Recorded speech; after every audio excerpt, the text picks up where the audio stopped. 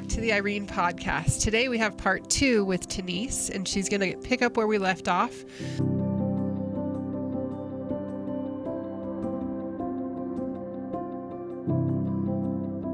I think last time we ended with you saying that you had just had your daughter. Yeah, I was technically 17 when I got pregnant. It was like 3 weeks before my 18th birthday. Pregnancy test came up positive on my 18th birthday. Welcome to adulthood. And yeah, so my childhood was a little chaotic. My teen years were a little wild. And the day I turned 18, I went, okay, I'm responsible now. Time to be mom. Time to grow up. I'm an adult now. And the interesting thing is I went through a very strong transformation of friends and stuff at the time. Even the guy I was with, my daughter's dad, was like, who are you? You used to be fun and now you're not. And like, I just became a whole different person overnight. It was weird. I grew up real fast. I decided I wanted to be better in that moment. And do my you life think changed. part of that is because of what you had to experience as a child? You didn't want her to have to maybe go through that, and at that time in your life it was still so fresh for you that you were like, okay, I'm going to get it together for her. I definitely think that there was definitely like a part of it where I feel I want to do better. I do feel like I through all of my children's years, my daughter is now 19. I can't believe that. Yeah. Through all of my years of parenting, I do feel like there's always been a part of me that's like, I want to do better, erase generational patterns. We don't have to be that way just because we were raised that way. Yes. Type thing. I many times found myself, if I did or said anything that reminded me of the people that I did not like in my own childhood, and I felt or heard any of those words come out of my mouth, I would stop, apologize, and be like, nope, we're not going to be like that. We're going to do better. We're going to change now. Yes. So I used it as a reminder to like, yes, we're going to be better. But there was also something weird biological that I feel like clicked. It was like that mother instinct. As soon as I got pregnant, I was like, we're done. We partied for a while. We were crazy for a while, and now we're not going to do that anymore. Yeah. And I just wanted to that nurturing part of being a mom just stepped up big for you. It snapped pretty hard. It was overnight transformation. That's beautiful though. Yeah, my daughter. Like I said, I like to say my daughter saved my life, and I really feel like she did. I'm going to be mom, and I'm going to be better, and I'm going to be done drinking, and I'm going to be done doing all of the crazy things because I'm going to be mom now. Completely put me on a whole different path. It was good. That's beautiful. Okay, so explain, like, your daughter's born, you're this new adult, mature, responsible mom. Oh, we don't say responsible and not mature either. That was the hard thing, is because of the way that I was raised, I don't really feel like anybody gave me any guidance at all on how to be a mom, how to be responsible, how to anything. Honestly, my sister that I was talking about, like, she stepped up and she was mom, but I feel like I still kind of leaned on her and my aunt and friends and everything up to this point. Someone is going to take care of everything. And when it became, now I have to be the responsible one, it was really messy. It was really messy for a while.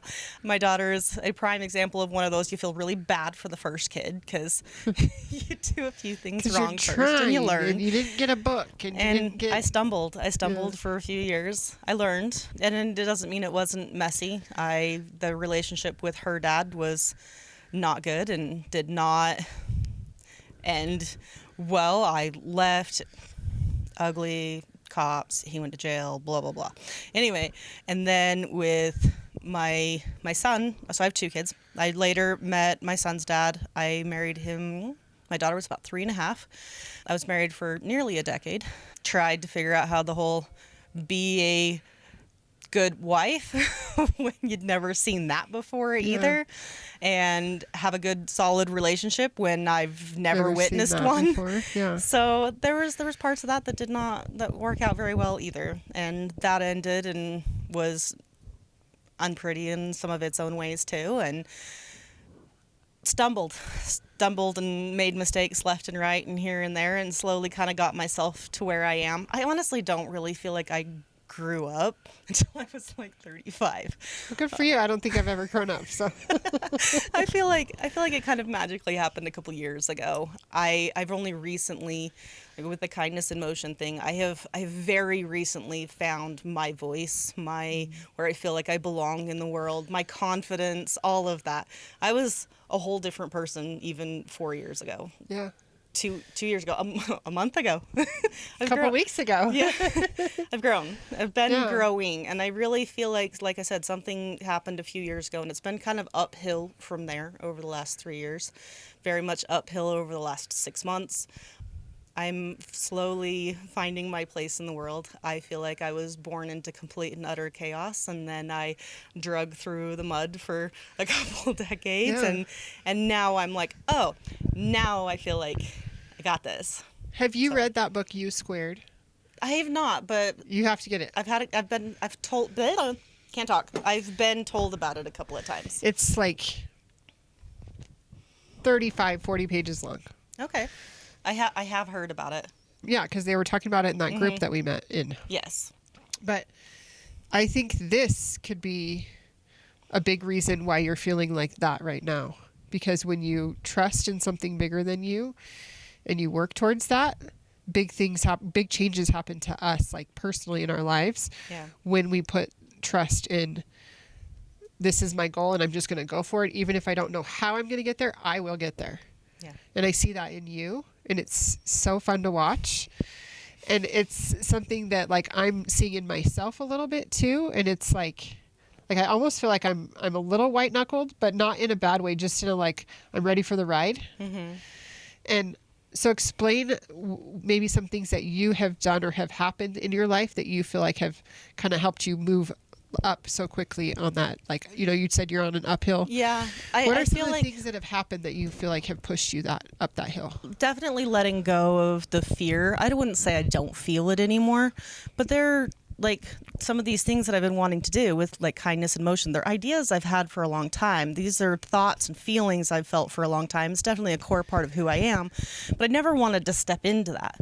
And a lot of it is that imposter syndrome. Yeah. Like somebody, It's real. I have this idea. I think that it would be a really good thing if somebody would do it, but I don't want to do it. I'm not going to go put myself out there. I don't want to talk about it. I don't want anybody looking at me.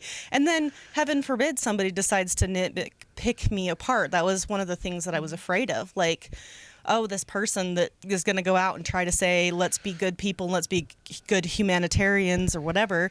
Look at her messy childhood and the things that she's done. And like, I just feel like if somebody came in and like picked me apart, that wouldn't make me feel good or look good. And that scared me. Yeah. Like I'm not perfect. And granted, I've tried to do the best I can with the circumstances I was given, but I'm not perfect. And I just felt like, you had to be somebody perfect to go do something like this. I think that most of us who try and do big things feel that to a certain extent. Yeah. Because there's some, I call it Satan. I call it the adversary trying to stop me. But like, there's something that kind of puts those things in your head, I think, to try and stop you. And I think what our job is to trust in what we know that we're capable of, no matter what our past is. Because the same thing for me, I could sit and tell you stories too. Yeah. And there's a lot that I've done in my past that maybe wasn't like on paper, it didn't look the greatest, but the lessons I learned and the growth that I had, I'm grateful for those things. Yeah. But to somebody looking from the outside, they don't know all the things that happened, transpired because of that. Yeah. So I think that that's a good perspective to try to remember to have, is like, they don't know what you've been through to get you to the point where you are right now. Well, and now is your time to believe in all of that and just keep going up that hill. Yeah. Full steam ahead. And I think some of it too is like, it's not that I'm done being messy. I'm still messy. Some of it's like, no, I kind of let go of that fear a little bit, but some of it was just accepting that I am messy and I am unperfect and it's okay. Like, we talked a little bit about how I have these ADHD traits a little bit, and sometimes I can get really loud and spunky and bounce off the walls a little bit, and I have to Yeah. Especially when you get excited about something. Yeah, Like, and for me, that's when it happens. yeah. Too. Yep. And lately I've been excited a lot. So I've gotten those looks from people a lot. They're like, "You're a lot." And I'm like, "Sorry." Don't apologize for that, though. And then sometimes though it's kind of a good thing. Like right now I feel like my happy, spunky, bounce off the wall energy has actually been really good for some people lately. Yes. There's a few people I've talked to, they're like, "Man, I needed your energy in my life today." I was like, "Oh, good." I'm glad it's Yeah. good for someone. No, it's beautiful because I think that the more that you come to understand, like, to not apologize for who you are, because who you are, you're meant to be who you are. Like, you're such a beautiful soul. Like, I've spent enough time with you the past couple weeks. Like, I am one of your biggest cheerleaders for what you're doing because I love what you're doing. And I can see that you're really passionate about what you're doing. So that, in my mind, that makes you fully qualified to do what you're doing. And I am going to be your biggest cheerleader forever. Because I think it's so beautiful when you can take a messy or ugly or even sometimes traumatic or horrific past and go, that's not going to define my future. That's my past that I'm going to use to rebound off of to become better in my future and to break those generational curses and those traumas from, generations back. And so I think the more that we can focus on that, and the other noise is always going to be there. There's always going to be people who don't believe in themselves, so they don't believe in you. Right. They don't think they could ever do it, so they're going to downplay what you do because it makes them feel better about themselves. Nothing to do with you. Nothing to do with your ability. So let's talk more about, like, so you have your kids, you're married to your husband. Now what? Well, I got divorced in 2018, so it's been a few years now. I've just been single mom for a few years. I think it was really close to roughly pretty much the same month that I left my son's dad that I went back to school. I think I enrolled in August when separated in September. But anyway, I went back to college. I made the decision that I was going to go figure out who I was, and I was going to go find my place in the world, and I went back to school. And I registered at, it was Dixie, now it's Utah Tech, and I completed my bachelor's degree there. A few more messy years of trying to figure out how to be a single mom with a couple of kids, a couple of very challenging kids, and then running my own business full-time and going to school as a college student full-time. And so that I feel like I grew up a lot during that time too, but mostly it was several really good years of just trying to find myself. Yeah. And I went to school for criminal justice, and a lot of it was I really strongly felt like I wanted to make a difference in the world. I really wanted to find somewhere that I could make that difference. And while I was going to school, I started taking some psychology classes, and I really loved that subject. Kind of side railed a little bit thinking, well, maybe I could go be a therapist or something. And then I feel like it was kind of an aha moment where I went, okay, what field really could I make the biggest differences? And no matter where I looked at it, you're very limited in who you can help and how. And then you have a lot of parameters put on you of what you can and can't say and who you can and can't help and where you can and can't go. And I'm like, every time I started thinking about putting myself in one of these careers, is like putting myself in a box of like, you are limited in who you can help and how. And I didn't want to do that. Well, Tineise isn't good in a box. I don't do well in a box. I really don't. So I drew my own box. And the crazy thing is when I decided that I was going to figure out my own thing, it was all about not drawing a box. Kindness in Motion does not have a box. Everybody kept telling me, well, you have to define your audience. I'm like, no, I don't. And they're like, well, you have to decide who you're not going to help. I'm like, no, I don't.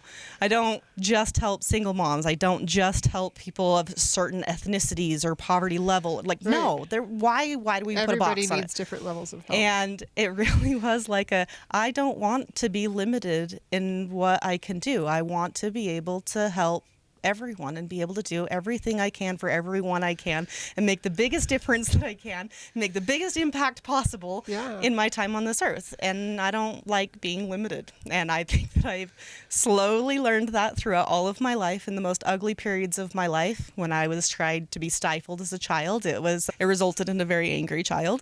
And when I got stifled throughout my adult years, where people started trying to tell me who I could and couldn't be and what I can and can't do and where I can and can't go, it just didn't go over very well. And I finally figured out I don't like being in a box. Yeah. I don't want to.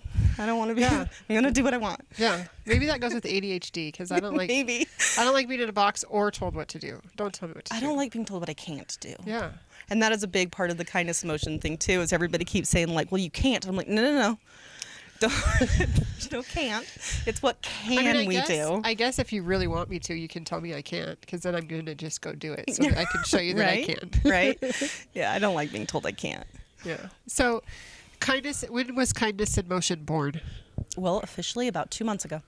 Wow. Yeah. And we have had massive progress in about the last 6 weeks. It's been 4 to 6 Okay. weeks that most of it has happened. You got to read this book. I'm not kidding. Like, I know, I'm going to show you guys. This is a book that if you are anywhere in your life, it gives you the tools so that you can make huge changes in a short amount of time. I'm not sponsored or anything. I just my partner and I just read this book this week, and it changed everything for us. It changed the way we think about everything. It's changing everything. So I will really definitely want you to read it. It's a quick read. You can read it in like a day easily if you just sit down for 30 minutes. But it's like big changes are totally possible. And I just take it like when somebody tries to tell me like, oh, you can't do this or you can't do that. It's like, okay, well, maybe you can't, but I can. Yeah. And I'm going to. And I'm not going to do it out of spite. I'm going to do it because that's what I already planned to do. And I'm going to do it my way. And I'm going to do it faster than you probably think I could or should. But that's okay. And that's what I think of when I think of you. Because if you just started 2 months ago and you're already on this like huge leaping journey, read that book. I guarantee you're going to reach every goal that you set this year if you read that book and follow those guidelines. It's so amazing. I'm going to reach them all yeah, anyway. It's so good. Yeah, well, that's true. Yeah, so I feel like that, I guess that's a lot of it too, is the whole you telling people or people telling me that I can't. It may like there's a part of it that's like, okay, well, maybe I can't. Maybe, being told this particular thing is something you're not capable of. But someone out there is capable of doing that. And I'm going to go find that person and I'm going to go connect that person. And then in that way, I'm going to go make that happen. Yeah. And a lot of kindness in motion is built that way. It's not about what I can do. It's the fact that everyone can do something. Yes. And if we all step up and do the part that we can do, it will make all the difference. And align with people that we know can do what maybe we can't do. Yes. So if I'm not personally going to be able to do it, I'm with you. I will talk to whoever I can or whoever I need to make connections with people that together we can get there. Yeah. Because I want to help other people get there too. That's why I love what you're doing and I want to keep having you on the podcast, is because I truly believe in your mission as well. Not just my dreams and goals, but I want you to reach yours. But also, like, when we both reach our dreams and goals, we are bringing so many people along the way with us that it's just that much greater of a journey and that much greater of an accomplishment, I think, down the road. Well, it's all about yours is about making a difference in other people's lives. As many people as possible. And that's what we do too. It's Different in different ways, but the same thing. Like, I truly believe that everybody has the potential to be something great in their life if they apply themselves. Yeah. And 2 weeks ago, you were saying some things to me, and I was like, listen, sister. and we kind of like joked about it, but I've already seen changes just in 2 weeks. And you said kindness emotion started 2 months ago, and you've like hit the ground running. And I'm so proud of you for that. It's amazing. Yeah, it's been some good fun growth. It's been a lot of fun along the way. And I've met some amazing people too. There's so many good, wonderful people in the world. And so I many. just absolutely love that so many people are starting to grasp the collaboration thing. It is a big word that's everywhere right now. Everyone's using it, but it's real. Like, if we stop trying to compete with each other and we stop trying to think everything is a competition and we all only get this much and realize that we all can have all of it. We Everybody can all can do win. it together. There's enough winning for everybody. Yeah, and I just love it because the more I get out, the more I just realize that I'm right where I want to be. Yeah. And it kind of goes back to the last time we talked. I told you, like, I have personally experienced what I think hell looks like. And as a child, we were always told, like, when you go to hell, you'll be surrounded by bad people that do bad things. So when you go to heaven, you're going to be surrounded by good people with good energy that do good things. And I'm like, okay. I've seen that here on Been Earth. there, done that. And now, honestly, today, I feel like this is everything that I've ever wanted. Yeah. My life feels like I am in heaven right now. Wakes you up at 3 a.m. All of the people, 3 a.m. alarm. All of the people in my life right now are some of the greatest people I've ever met. They make my soul so happy, and I am in heaven. I can just keep doing this for the rest of my life, and I would be happy as can be. I can tell. I can see the light. Like you just have this beautiful aura about you, about what you're doing, and I can see, like, it's not just like, oh, I'm just doing this because I'm a good person. No, I'm doing this because I want to make a big change in the world. I want more people to see what I'm doing and then do that themselves. That's what kindness emotion sounds like to me, is like not just something that you're doing to help a few people around here and there.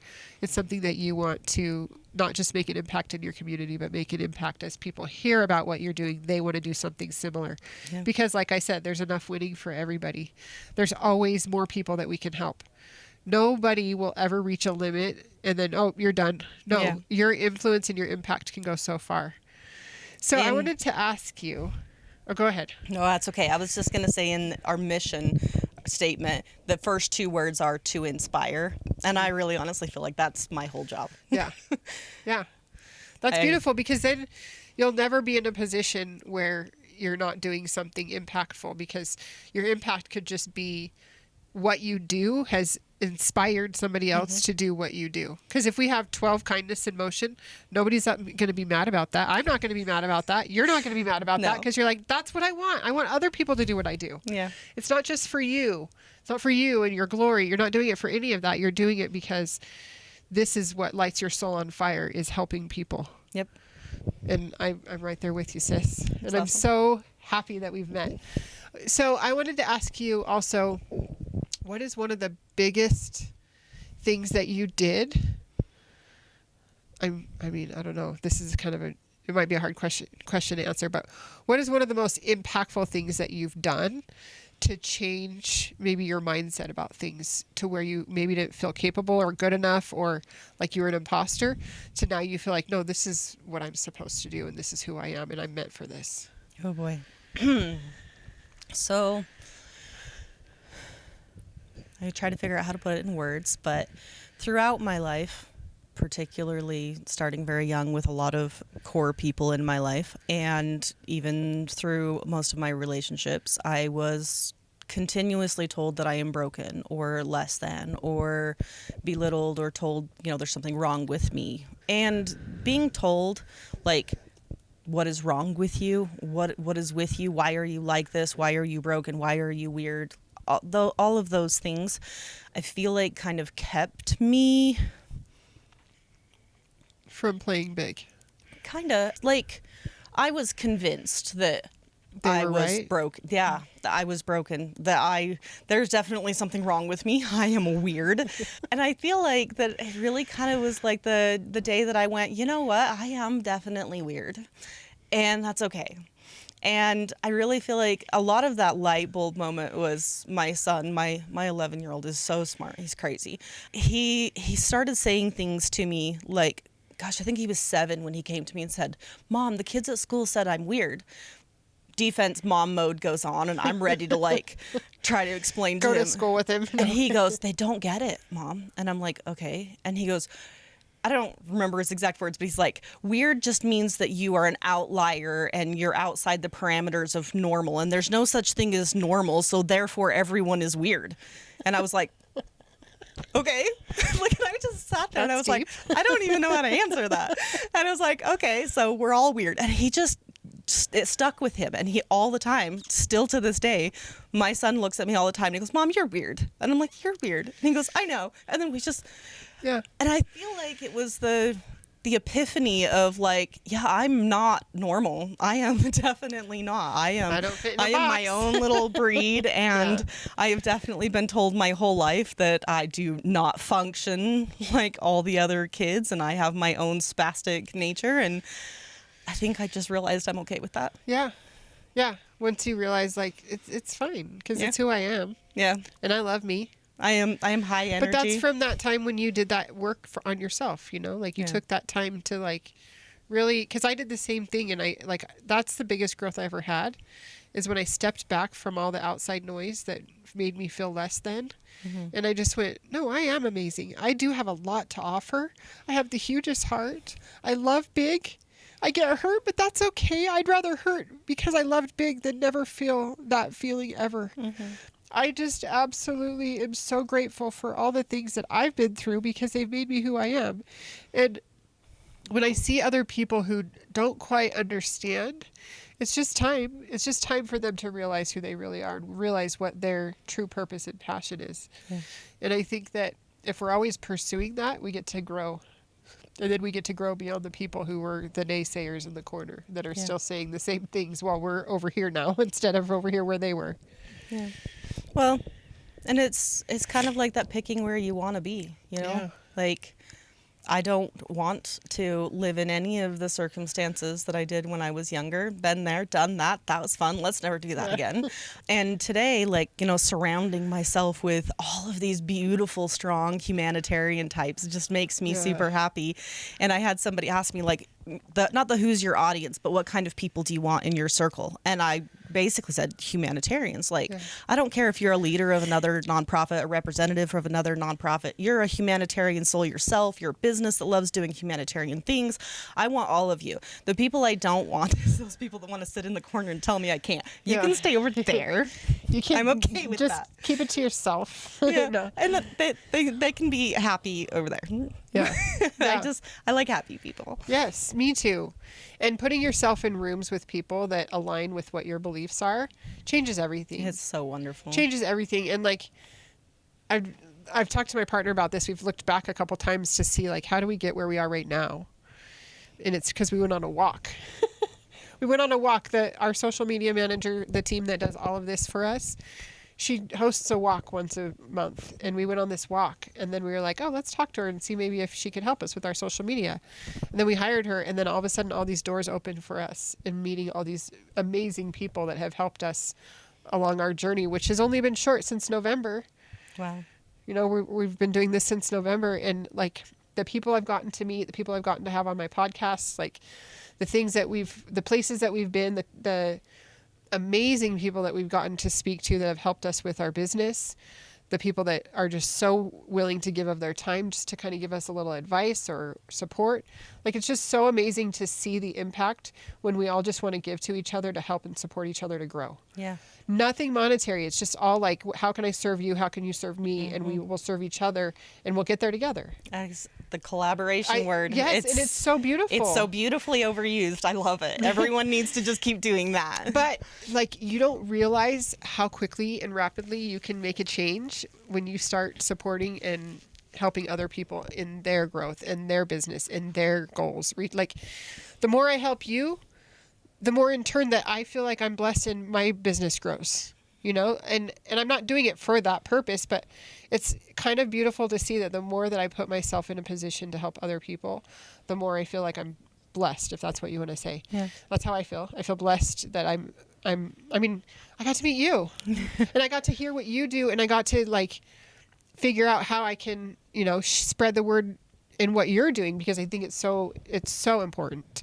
Community is so important. And I know that's a big focus of yours too. Oh yeah. Bring the community back to the community. Yeah. Because I think we kind of got away from that, and maybe it was COVID or technology or that's what it is. There's a whole lot of elements to it. But I think if we can just get back to the foundation of who we are as humans and figure out how to just do something kind for somebody, no strings attached, nothing, no ulterior motive, no nothing. Just doing something kind for somebody else just because it brings us joy in our heart, or because it brings them joy, or whatever it is, but just doing it without expecting something in return, I think is so beautiful and impactful. Yeah, and it's important for people to find their place. You know, you see it all the time with the people that have that really good, beautiful, true humanitarian heart in there somewhere, but they're super scared, and rightfully so. There are some scary things in the world. Like I said, there's lots of elements to it. But when they find their little thing and they figure out, oh, rescue dogs is exactly where I want to be, and it makes my whole soul happy, you see that person come to life. Yes. And then you see somebody else that goes over and connects with the can to Arts Foundation and their soul lights on fire. And then you see somebody that goes over here and they start working with the Red Cross. And the next thing you know, they're overseas doing who knows what, and they just can't get enough of it. Yeah. Everyone, if we just find our place, the whole world would just be a much better place. Yeah, I agree. And for me and my partner, our passion is helping people to see that, like, where you are right now does not have to be where you are in 6 months or 6 years. Like, you can use those things that have been hard in your past, hard childhood, whatever it might be, trauma, abuse. You can use those things kind of as a springboard to put you in a better place and to grow and to, like, challenge yourself and to, like, break through some of those things that I think have held people back for many, many, many years, that you no longer want to be an obstacle for you. So you push so hard that that boundary is now broken and you can be free of that. Well, I think some of it too is that not wanting to be that person anymore. Like you're talking about, like, I don't want this to define me anymore, because we use that to define ourselves, right? Like I said, I was afraid to put myself out there because then people would be like, oh, you're this.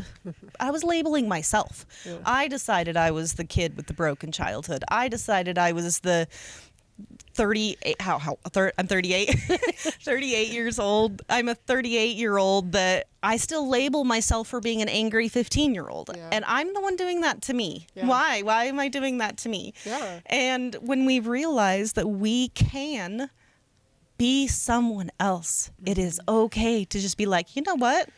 We're going to just shut this door at about age 35, 36 and decide that was someone else. I have a new identity now, and this is now who I want to be. And it is okay to start over. It is okay to start over at any time. Like, my son was trying to tell me last night, he's like, I have to figure out what I want to do when I grow up. I'm like, why? He's like, because I'm 11 and I don't know yet. And I'm like, you're 11. You don't need to know. Yeah. And the most common age that people have a career change and decide to go back to college is 28. The most common age people change their career for the second time is 35. The most common age people change their career for the third time is 45. And it is very common for people to change their career constantly. You don't have to figure out what you want to do. Even if you do figure it out right now, you're probably going to change anyway. Yes. It is okay to wake up one day and be like, I'm ready. I want to be somebody else. I want to do something different. That's why I think it's so silly that we push so much for kids to go to college when they're 18 years old, because who knows what they want to do when they're 18? And even if you think you do, it could change in a year. Oh, I'm so glad I did not go to college for what I thought I wanted to do when I was 18. Or you could finish your degree and then you're like, oh, I don't want to do that. Yeah. So I think it's important for us to, like, let that evolution happen of your, like, this is what I want to be. No, actually, this is what I want to be. Or you find something new that you're super passionate about. I'll be 50 this year, and I finally found what I'm super passionate about. That's awesome. And it's like, it's never too late. That's one thing that I told my kids too, because my youngest son is 18, and he went to school to be an electrician for the past year, and he just told us, I don't know if that's what I want to do. I'm like, what do you want to do? He's like, I think I want to move back to California. And I'm like, go for it, buddy. And he's going to just move out there and help his grandma and maybe do some construction. I don't know, but, like, he's a baby. Like, he'll be 19 next week, but Go experience life. he has so much time to figure out what he wants to do. Mm-hmm. And I'm so glad that he knows, like, I can try different things, and it's okay. Yeah. Because my parents are telling me it's okay. Because he was concerned to tell us, I think, for a little while, because he was afraid, like, we might not support him or understand why he wanted to change. And I'm like, you can always go back. Yep. If you try 7 different things and you go, oh, actually, I did like that, you can go back. Yep. It's never too late. Yep. So I think it's important for us to always remember that, like, not just with education, but, like, well, everything. Like, when my 11-year-old was trying to tell me, he's just like, I need to figure out what I want to do. And I was like, no. And he's like, well, what am I supposed to be doing? I said, everything. Yeah. You are at the age right now. And honestly, we almost always are at the age where we should just be everything. Yeah, if try you everything. haven't found your thing, go try something else. Yeah. And then go try something else. And then go try something else. And go try something else until your soul lights on fire. Like, And sometimes it'll be like the third thing you tried you really liked, but you're like, I want to try more. And then you end up going back to that third thing because you're like, actually, I tried all these other things and this is still in my mind, so I want to go back to this. Or but you'll never know if you don't go try new things. Exactly. And I think that I've always taught my kids to just love learning, because we live in a day and age where there is so much information on YouTube. If you learn visually, that's a great place for you to go. There's so much information just on the internet. If you want to read about anything, like you can learn almost anything that you want to do just from the internet. Yeah. You can actually even help yourself. Like if you say you don't have the finances to go to therapy at the time, there is a lot of information out there. You have to be careful because there's some noise, but there's a lot of information that can help support you in trying to like figure out maybe like where things got a little wonky in your brain and where you might need to do some healing so that you can get back to a place where you're like, okay, I can handle life because I dealt with some of the maybe trauma or something that has happened to me. But it's beautiful, the day and age that we live in, but it can also be so distracting. Well, the University of YouTube is great, and I think that it's a really great place to get information. It's probably one of the few places that I would personally say is a good place to just spend your time online. I think that if there's one thing I wish people would do less of, it would be sitting back and watching the news. Right. Turn it off. Go outside. Go outside. Because I mean, unless you like anxiety. the world, our algorithms show this all the time. Our world looks like the way we see it. Mm-hmm. If you are constantly looking at wars across the country or across the world, you're gonna keep seeing those things. If you are constantly looking at the murder case in Tennessee and then the rape case in Maine, you're gonna be living here in Utah thinking that the world looks like that. Like, go outside, because the more you go talk to people, the more you will see 99% of people are pretty good. Yeah, you're right. And spending that time to be like in community and I talk to strangers all the time. I'm from Southern California, and when you're standing in line at the grocery store, you're having a full-on conversation with the person in front of you or behind you, or both. Yeah. And you just have this conversation, and then you go, okay, bye, have a great day, and then you move on about your day. And I miss that. I miss that because I'm a very, very social person. I think that's why podcasting might be kind of easy for me, is because I love talking to people and learning about their lives. I love hearing somebody's perspective on life. I love hearing somebody's journey. I love hearing how you've taken yourself from what could have been like a life full of traumatic experiences because you get stuck in what happened to you as a kid, instead of pulling yourself out and going, that's not what I want for my future or my children's future. So I'm going to do different, and it's going to be hard, and I might struggle along the way, but I am going to make a change because this is not okay for my future or my children's future. And like, that I am empowered by your story, because I feel like we all have our own perspective and our own different, unique, upbringing and whatever. But if we can truly try to understand where somebody else has come from, it helps us appreciate where we've come from. Yeah. Because like, your experiences have made you who you are. And I'm like so grateful for your growth for you. But I'm so grateful I didn't have to experience that when I'm younger. I'm not saying anything bad about you. It's just like, I'm grateful for my challenges because they seem a lot easier than maybe what you had to deal with. But I don't know, because I'm coming from my perspective. Yeah. Right? No, I think that's good. And then we have to kind of respect where everybody is a little different too. Like you're saying, standing in the middle of the grocery aisle and you're talking to the person behind you and in front of you. I'm very much the same way. But most of interestingly, even though I have a very social personality and I seem to attract those kind of people, most of the people in my life are not. They are the quiet, reserved type that are looking to attach themselves to a social person that will help navigate them. I have a lot of those kind of people in my life. And it's really funny when I have a whole bunch of them come to me, they're like, how do you do that? And I'm like, you just say hi. And they're like, but how? Like, but why? And there's a lot of them that really, really struggle with that desire to connect, because it's foreign. Yeah. It's intimidating. It's scary. It causes anxiety. There's a lot of reasons to it too. So the hard thing for me has been remembering that I don't have to make everybody socialize with me when there's those quiet, reserved types. Be like, okay, you're okay. Come with me. Protect you. It's funny. I just saw a little clip of something where the guy was saying, how come introverts are pressed to be extroverts, but extroverts aren't ever told to shut up? I'm like, that's kind of interesting. I never thought about it like that. I've been told. But it's just kind of like one of those things where it's like, everybody's has a reason for their personality, and I think every personality is is important. I think it's good to have people who are more We need quiet. all different types. Because I feel more drawn to people who are quiet because I'm curious about who they are. I know who the extrovert is. Because they wear it on their sleeve. Because they already told me. Yeah. But I want to know about that person who's in the corner that's just quiet.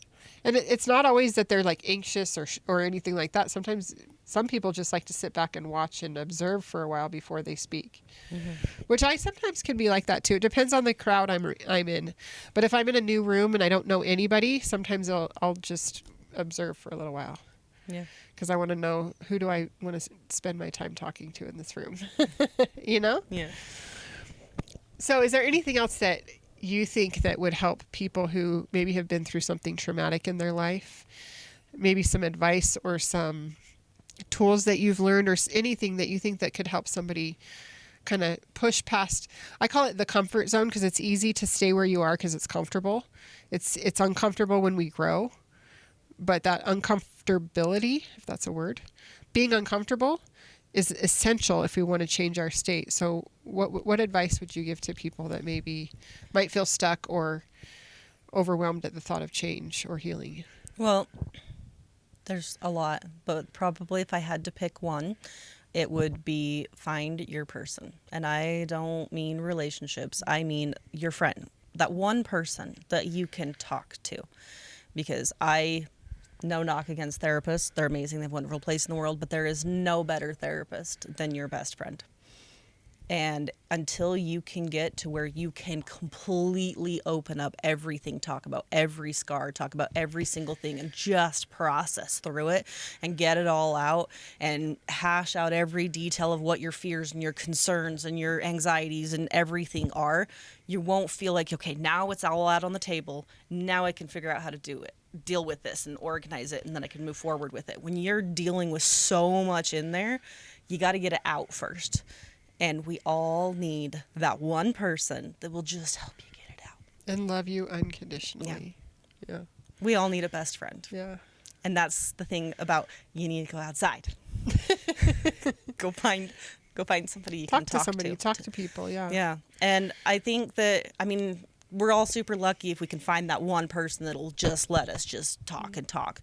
But if you don't have that one person, just talking to multiple people, you get a little bit more. Talking, the actual process of allowing the words to come out with the emotions, it allows your body to let it go. Yeah. You have to talk about it. I think especially as women. Yeah. I can't speak for men because I don't quite understand. I've been married for 25 years. I still don't understand I would say the it for brain men of a more man. than women. Honestly, they need to talk about it. But my husband will talk to me about anything, and I to him. Like, he's my person. But I'm also grateful to have women in my life like that. Like, my partner is like that. My business partner, like, her and I can have these deep, meaningful conversations. And sometimes we're crying, and sometimes we're laughing, and sometimes we're hugging, and sometimes it's messy, but like knowing that no matter what I say to her, it's safe. That's powerful. Yep. Because even if you have a therapist, you don't always have access to your therapist like that. But I also feel like, and I don't know anybody that has a therapist that'll sit there and listen to them talk for 100 hours a month either. So we kind of all need somebody we can just really talk but to. Also, if you don't have that person, I think that our website is really good at that too. Because even though Irene is an AI, she's a trauma-informed AI for good. And she really helps people to get information that helps with the healing process. Like, we've really put a lot of work into her, programming her so that she is there. If you don't have a person, or if you're not sure who you can talk to, especially if you're in the deep, dark depths of abuse or something, she's somebody that you can talk to. We call her she because she feels like a best friend. But she's somebody you can talk to just get that little bit of support that you might need for going through whatever situation you're in that feels real heavy and big. Yeah. And you don't have that friend, because not everybody has access to friends like that, and not everybody has found their person yet. Yeah. So, but Irene will be that for people. And that's what I love about what we've created, is a way for everybody to have access to help no matter where you are. Yeah. No, I Because agree everybody with has, you can go to the library and use the computer if you absolutely have to, but most people have a smartphone. Yeah. All you need is internet access, and you can have access to something like that. But I think you're right. I think it's really important for us to be able to have a place to just kind of let it all out. Well, if you hold it inside, it just sits there and festers, Yeah. and like something that is going bad inside of you, and it just gets worse and worse and worse and worse. You got to get it out. Yeah. And if it's talking to your husband, or talking to your best friend, or talking to Irene, or talking to yourself in Yeah. the shower, just get it out. The more you hold it in, the worse it gets. Yeah. Yeah, because your body never forgets those things. And so if you can't get it out and process it, then it's really hard for you to move forward. Yeah. And to move on. And to I think heal. a lot of what took me a really, really long time to heal was the fact that I didn't want to talk about it. Again, part of the upbringing, growing Yeah. up in Just these shove it under the rug. cults. It is cult, sorry. The growing up in a structure like that, and you are told you've got to keep things to yourself. You are culturally trained to keep things quiet, keep the secrets in the family. Don't talk to anybody about this. We don't want dad to get in trouble. Yeah, I think that in the environment that I grew up in, it makes it really hard when you're constantly challenged to be quiet, keep things to yourself, don't talk, don't tell anybody, sweep secrets under the rug, don't want dad to get in trouble. You really become really used to just keep it all to yourself. And the fear of retaliation, the fear of if somebody were to find out, the fear of, we have this blood is thicker than water mentality in those communities, really, really, really hardcore. And you don't defy your family no matter what. I remember when I was called as a witness to testify in court against my dad, the amount of family members that came to me and were like, "Are you really going to testify?" And I said, "I'm going to tell the truth." And they're like, "Right, so you're going to testify against your dad." I said, "I am going to tell the truth, the whole truth, and nothing but the truth." And they're like, "Right, so you're going to testify against your dad." I'm like, "Do you hear yourself?" So I had to get to that point where I was like, I am ready and willing to talk. And it took me a long time. And I think that is what took me so long to heal and so long to let go, is because of all of these reasonings in my life to where I thought I couldn't talk about it. I thought I had to keep it in. I thought nobody needs to know. I thought it's going to hurt somebody if I tell somebody. All the manipulations you were taught, brought up, growing up, being as you were Even brought up in this community, all the things that you were taught. It's so interesting how those things are just kind of hard to break through because of that programming from such a young age. Yeah. And even today, there are family members that I know full well, if they watch this, they are going to be so mad at me.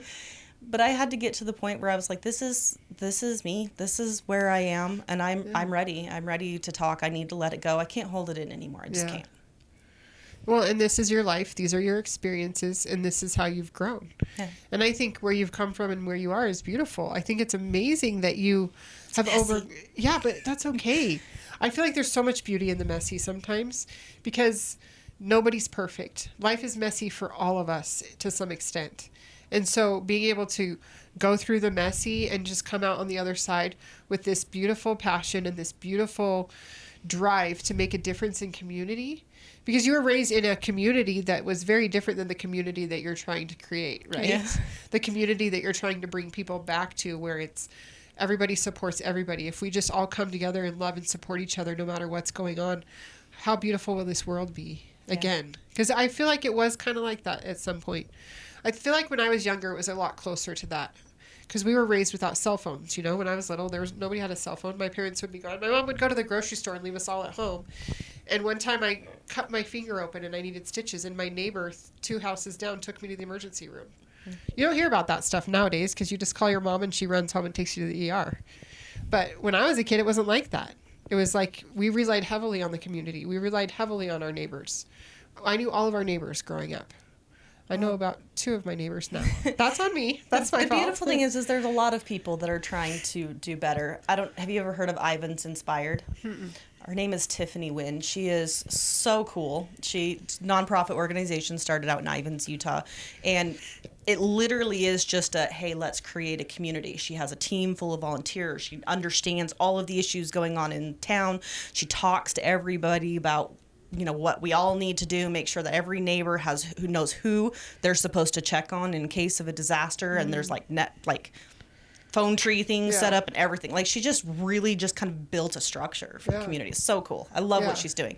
So there's a lot of people that are trying to create that again. But to argue your point, I think that what we're going from where we've been is going to be better, because even though, in the past there was some better forms of community, there was more bad then too. Like, if you look at the statistics, it's so funny, because people at home that are watching the news that they think the world is a bad place have no idea that the crime rates are significantly lower than they used to be. Our children are significantly safer walking up and down the streets than they used to be.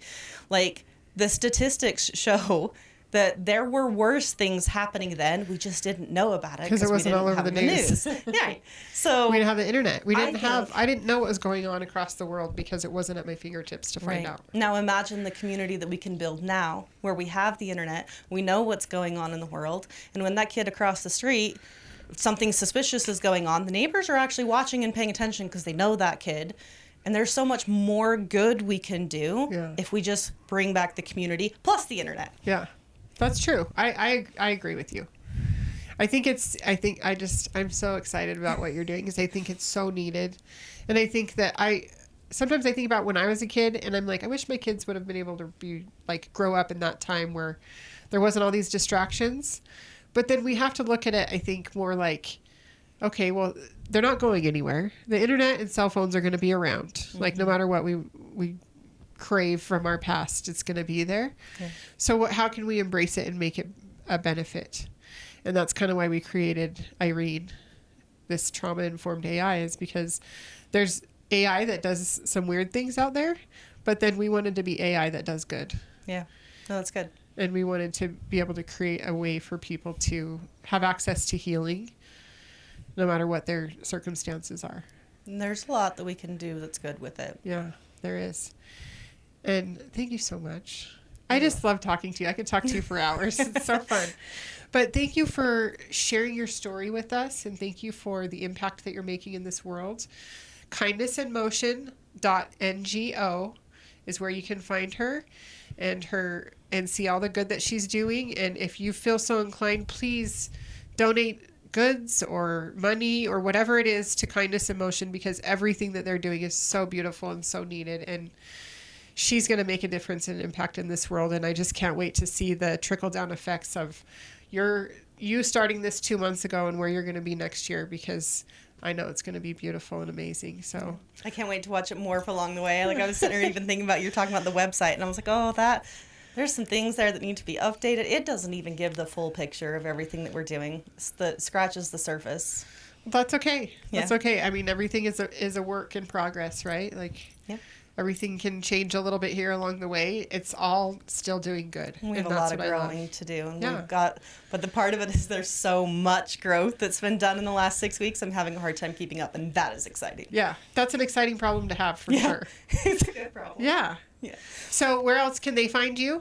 Again, Facebook is Kindness in Motion on Facebook. We're probably going to start utilizing the Facebook the most in posting kind of what's going on. Okay. It seems to be the platform where we get the best interactions and people that are following. Are you on Instagram too, or yes, there's like 2 posts on Instagram. Okay. We'll start doing better with that eventually. Well, yeah. So, but it's kindnessinmotion.ngo on Instagram too. The Instagram page is kindnessinmotion.ngo. Okay, perfect.